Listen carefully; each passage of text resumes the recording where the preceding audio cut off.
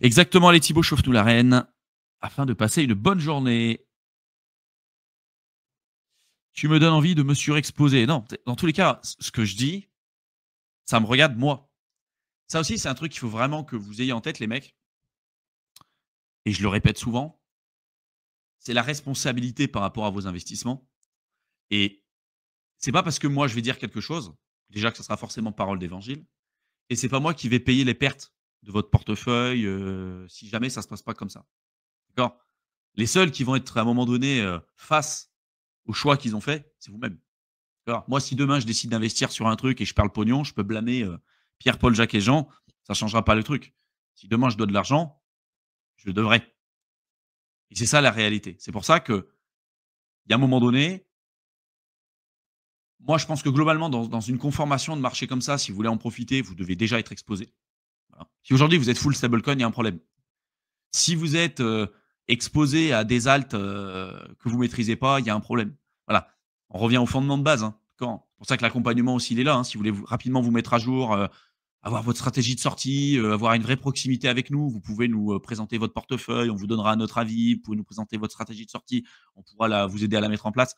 Jetez-y un coup d'œil, je pense que ça pourra énormément vous aider et on vous accompagnera durant tout le cycle. On vous dira quand est-ce qu'on prendra des profits, quand est-ce qu'on décidera de vendre et on vous accompagnera après pour ceux qui seront encore avec nous en bear market, parce que là, on est dynamique bull et quand on passera en dynamique bear, évidemment, ça sera différent. Pour tous ceux que ça intéresse, vous avez le lien de l'accompagnement, dans la description. Mais évidemment, attention, d'accord? Vous voyez que dès que ça surchauffe un petit peu, il ne faut pas que votre sentiment prenne le dessus et que ce soit ce sentiment-là qui vous pousse à acheter. C'est humain, hein, d'accord? C'est très compliqué de pouvoir le faire.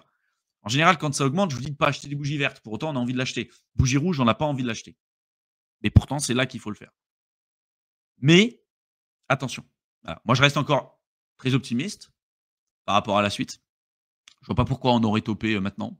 Je vais vous montrer quand même un certain nombre d'indicateurs qui sont, assez convaincants par rapport à ce qu'on voit. Je veux dire on est à l'ATH sur le BTC, mais alors les métriques, sociales, on-chain, tout sur le marché, elles sont dead. C'est-à-dire qu'il y a pas d'intérêt, il y a rien parce qu'en fait, la plupart des gens sont exposés aux alts, pas au BTC.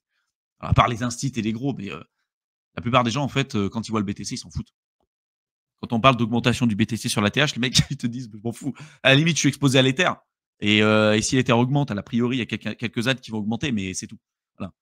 Et c'est ça la réalité aujourd'hui. C'est pour ça que il y a pas de vague, il y a pas d'engouement. Mais attention, c'est justement parce qu'il y a pas de vague, il y a pas d'engouement qu'il y a pour moi des opportunités. Et moi aujourd'hui, je suis toujours acheteur, hein, parce que j'accepte la volatilité aussi sur le court terme. Demain, ça peut aller, retester, les, 2 000, 1 500 balles sur l'Ether. Je m'en fous, je m'en fous. Et voyez à quel point c'était hyper important de regarder et de prendre du recul par rapport à la volatilité qu'on pouvait avoir sur le court terme. Parce que vous vous souvenez, par exemple, rien que sur le Bitcoin, les mecs qui vous disaient le cycle est terminé parce que le Bitcoin avait baissé de 30%. Il était passé de 105 000 à, je sais plus, 75 000, un truc comme ça. Et les mecs vous disaient, mais c'était sûr, on est en bear. Moi, je vous disais, 30% en correction sur un bull. En plus, on est arrivé pile sur un support pour aller retester la droite de tendance du cycle d'avant. Je disais, pour l'instant, il n'y a pas de signe avant-coureur. Quand on aura une clôture en mensuel ou en weekly en dessous de ces niveaux-là et qu'on vient clôturer en dessous du plus haut du cycle précédent, là, ouais, c'est un signal baissier très fort. On l'a pas eu. On a redépassé la TH. C'était le scénario le plus attendu parce que c'est ce qu'on a connu des milliers de fois jusqu'à maintenant. Mais les gens sont impatients aussi. Et très souvent, ceux qui le sont, c'est ceux qui sont mal placés, qui ne maîtrisent pas le truc ou qui se disent: «Ah, mais moi, on m'avait promis d'avoir des performances à tel moment. Et au final, non. Là, par exemple, les 2 premiers trimestres étaient, complètement pourris. Pour l'instant, ils sont quand même pas dingues. Normalement, en période enfin, les cycles d'avant, c'est, Q1, Q2, très belle augmentation de prix. Q3, c'est pas dingue parce que période estivale, c'est pas ouf et fin d'année, ça explose. Là, les 2 premiers trimestres sont pas dingues. Peut-être que la période estivale sera bonne, en tout cas pas dégueulasse, pas aussi dégueulasse que les 2 premiers trimestres et peut-être que la fin d'année, sera meilleure. Voilà. On verra et peut-être qu'aussi on peut tomber sur un cycle qui continue sur 2026 ou pas. On verra. Mais il faut accepter son risque et il faut accepter son incertitude. Si on n'accepte pas son incertitude,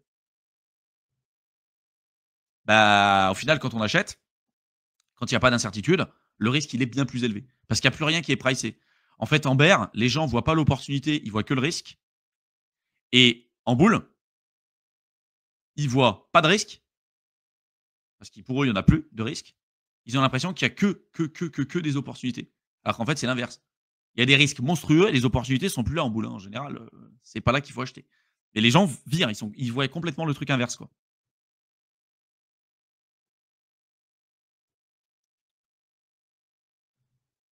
Mais qui veut holder des euros? Ça, pareil, ça me fait penser à un truc.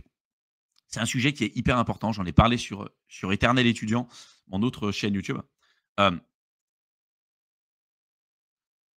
Quand on investit, on a compris l'intérêt de ne pas garder trop de cash, d'argent, en portefeuille, notamment des euros et cetera, évidemment. Parce qu'on se dit: «Il y a l'inflation, heu, cette devise-là, en plus, quand on n'a pas forcément, en tête un avenir radieux pour l'Europe, pour l'euro de manière générale ou ce que vous voulez, vous vous dites: «Attends, j'ai pas envie de garder des euros, j'ai de l'argent tous les mois qui tombe, vas-y, j'achète». Donc on tombe dans la catégorie buy the dip, ou d'investir notre pognon.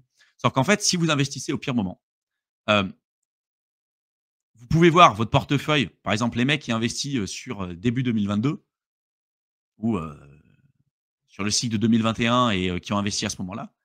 Alors ouais, ils ont, entre guillemets, «investi leur pognon». Sauf qu'ils se sont pris une volatilité, peut-être de 90-95 voire beaucoup plus sur leurs alts, au lieu de se dire: «OK, je subis l'inflation pendant peut-être un certain temps, mais au moins je préserve une partie de mon patrimoine et de mon capital». Faut pas avoir peur d'avoir du cash. Warren Buffett, aujourd'hui, il a 300 milliards de cash.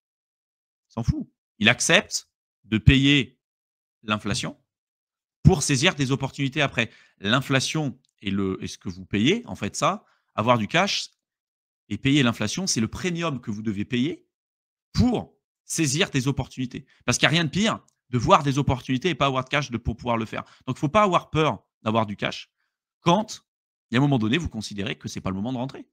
Parce que c'est surévalué, parce que vous achetez pas de bougies vertes, parce que voilà, vous êtes très bien exposé sur votre portefeuille et ça vous convient et c'est cool. D'accord?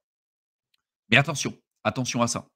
Attention de vous dire, vraiment j'investis tout le temps, tout le temps, tout le temps, tout le temps, tout le temps, parce qu'il y a des moments, c'est pas le bon moment pour le faire. Le côté timing en crypto, il est quand même hyper important, hein. Tous ceux qui ont, investi des moments dans des bons projets et cetera, et qui sont, rentrés, plus ou moins correctement, très souvent quand ils se font éclater, c'est parce qu'ils sont rentrés en fait dans des périodes, euphoriques où ils ont un prix d'acquisition qui est hyper élevé. Donc soit quand on fait ça, on accepte une volatilité qui est énorme, en bear, soit on a un horizon d'investissement qui est beaucoup plus long terme et on accepte de re-rentrer en plus de ça sur ces projets, s'ils sont toujours avec des bons fondements, dans des périodes de merde. Et ça, c'est extrêmement compliqué de pouvoir le faire. Parce que rattraper une erreur quand on n'a pas un bon timing, c'est extrêmement dur. C'est extrêmement dur. La plupart des gens, ils ont une aversion à la perte qui est extrême. Et cette aversion à la perte, très souvent, ça va nous empêcher de vendre. C'est-à-dire que les gens, ils vont avoir un seuil psychologique. Imagine, tu as investi 10 000 balles. Bah, dès que tu vas avoir ton portefeuille en dessous des 10 000 balles, là, tout de suite, tu vas commencer à faire des conneries. Parce que tu te dis, là, je perds de l'argent. Là, ça devient compliqué. Donc, soit tu vends à perte, soit tu vas commencer à essayer de timer, à essayer de rattraper tes erreurs. Quand tu vas voir ton portefeuille peut-être à 5 000 balles, tu vas essayer de prendre plus de risques pour rattraper tes erreurs. Et c'est là où tu fais des grosses conneries. C'est vraiment là où tu fais vraiment des grosses conneries. Donc, il faut vraiment, vraiment faire attention. Anthony, qui a racheté autour de 1500 balles. Voilà.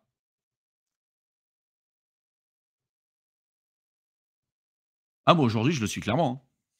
Aujourd'hui, je le suis. Ça n'a pas changé. Voilà, je me suis préparé évidemment à tous les scénarios, mais je ne vois pas dans un environnement comme ça comment on peut être 100 bearish, tu vois? Et quand tu regardes ceux qui sont 100 bearish, très souvent, c'est des gens qui sont pas exposés, quoi, ou très peu. Les gens veulent toujours être plus forts que le marché en essayant d'acheter le bottom et vendre le top. Ouais, mais ça marche pas, comme à chaque fois, hein. Pour toi, alors l'Ether pourrait redescendre à 500 balles après le bull? Difficile, hein, 500 balles. C'est-à-dire que là, le plus bas de ce cycle, c'est 800. Je crois, hein. Vous me corrigez les mecs, hein. C'est-à-dire que là, tu te dis, il fait un plus bas par rapport au plus bas de ce cycle. J'y crois pas. Ça me paraît, là, ça me paraît compliqué. Et en fait, ça dépendra du plus haut qu'on atteindra sur ce cycle. En général, en moyenne, un bitcoin, il perd entre 70 et 80 sur un cycle par rapport au plus haut. L'Ether, en 2017-2018, il a perdu 95 de sa valeur. Là, il est passé sur le cycle qu'on a connu, donc 2021-2022, il est passé de 4 900 balles à 800. Il y a quand même un pattern, hein.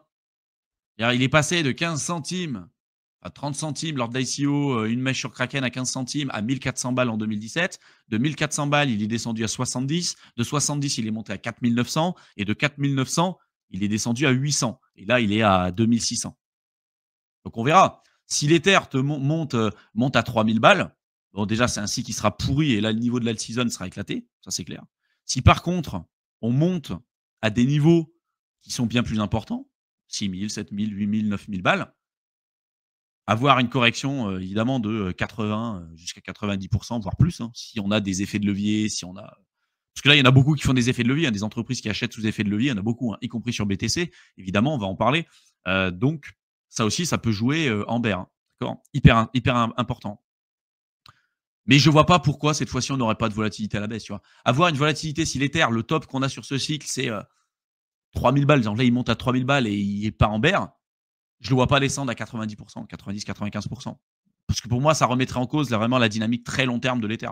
Et là, ça se trouve que il y aura un vrai intérêt de se poser la question d'en avoir en portefeuille aujourd'hui. Tu vois. Mais pour l'instant, c'est pas le cas. C'est pas ce qu'on a connu. Donc on verra. Hein. Mais moi, je le vois pas descendre aussi bas. S'il y en a, c'est vraiment, mais tu vois, c'est des mèches, c'est des trucs, et c'est ravalé tout de suite. Tu vois. C'est pas un truc qui va durer. Quoi.